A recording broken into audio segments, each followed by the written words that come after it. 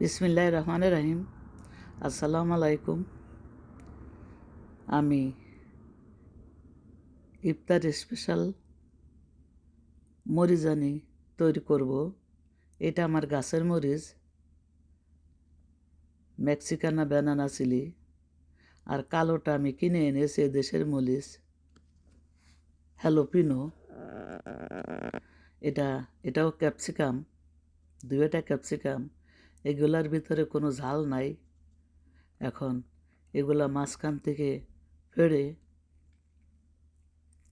তার বিচিগুলো আমি বের করে নেব। হাত দা পারেন, চামচ দা পারেন, বিচিগুলা বের করে নেবেন। বিচিগুলা বের করা হয়ে গেছে। এখন আমি এই মরিজানির জন্য পুর তৈরি করব। এখানে পেঁয়াজ, কাঁচামরিচ, ধনিয়া পাতা আর লবণ দিয়ে ভালো করে মেখে নিলাম। মেখে এখানে আলু সিদ্ধ করে রেখেছিলাম 2টার মতন। এটা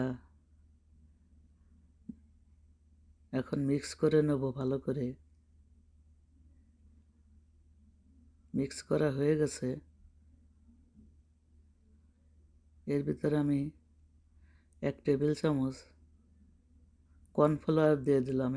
এটা হলুদ, এখানে সব কালারের পাওয়া যায়। এখন এই পুরটা মরিচের ভিতরে আমি ঢুকাবো। মরিচের ভিতরে আমি সুন্দর করে চেপে চেপে দিয়ে দিলাম। কর্নফ্লাওয়ার দিছি এই কারণেই যাতে তেলে দিলে ছুটে না যায়, পুরটা না বের হয়ে যায়। এভাবে আমি সব মরিচগুলা পুরগুলা চেপে চেপে ঢুকিয়ে নেব। এটা আমার গাছের, এটারও নিলাম। দেখেন সব মরিচগুলো আমি পুর ভরে নিয়েছি।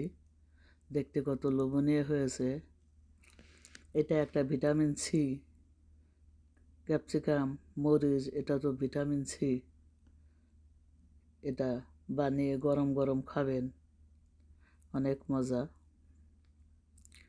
এখন একটা ব্যাটার তৈরি করব।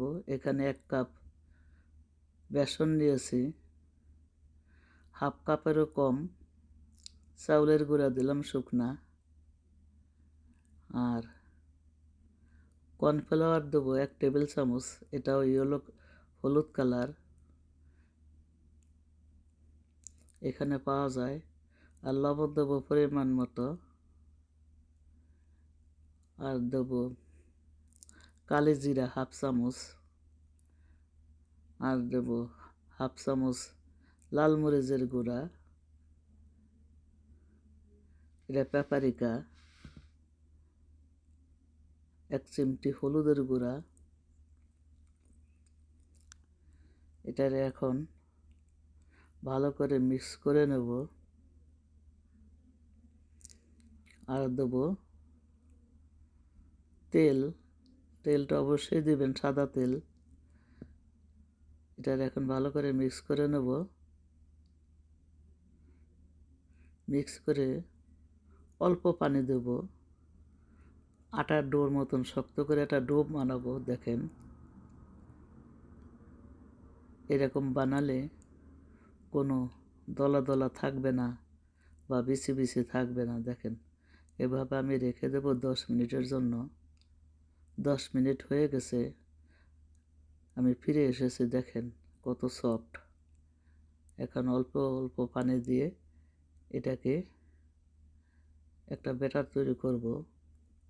বেশি পাতলাও না, বেশি ঘনও না, মিডিয়াম করব ব্যাটারটা।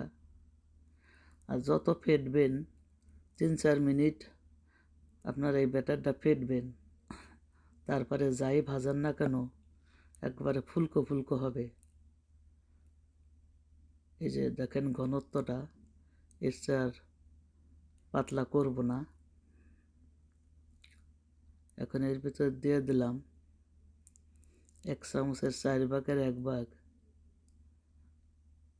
বেকিং সোডা আর দিয়ে দিলাম হাফ চামচ চিলি ফ্লেক। এটারে মিক্স করে নেব। ভালো করে মিক্স করা হয়ে গেছে। এখন তেলের ভিতর দিয়েছি এলাচ, দারচিনি, তেজপাতা, কারণ তেলটা যেন একটা ঘ্রাণ বেরোয়। মরিচ একটা দিয়ে তেলটা পরীক্ষা করলাম, তেলের জালটা ঠিক আছে। এখন চুলার জালটা একটু কমিয়ে দিলাম, কমিয়ে দিয়ে আস্তে আস্তে মরিচগুলো দিয়ে দেবো।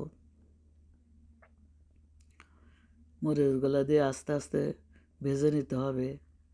বেশি চড়া জালে যদি জাল বেশি থাকে, তেল যদি বেশি গরম থাকে আর যদি কমিয়ে না দেন, তাহলে ভিতরে কাঁচা থাকবে, উপরে পুড়ে যাবে। কাজেই আস্তে আস্তে দিবেন আর সুন্দর করে এরকম উল্টিয়ে পাল্টিয়ে ভাজবেন। দেখেন দেখতে কত লোভনীয় হয়েছে, খেতেও তেমন মজা হয়েছে। ইফতারে এরকম গরম গরম বানাবেন আর খাবেন, দেখবেন মজাই মজা। আমার ভাজা প্রায় শেষ, উল্টিয়ে পাল্টিয়ে মচমচে ভেজে নিয়েছি। এখন উঠিয়ে নেব। দেখেন আমার মরিজানি দেখতে কত লোভনীয় হয়েছে। বেগুন থেকে বেগুনি, তাহলে মরিচ থেকে মরিজানি তো হবেই। তা আশা করি আমার এই সহজ রেসিপি আপনাদের ভালো লেগেছে। যদি একটুও ভালো লেগে থাকে তাহলে সাবস্ক্রাইব করার অনুরোধ রইল। আবার হাজির হয়ে যাব নতুন কোনো রেসিপি নিয়ে, সাথেই থাকবেন। আসসালামু আলাইকুম, আল্লাহ হাফেজ।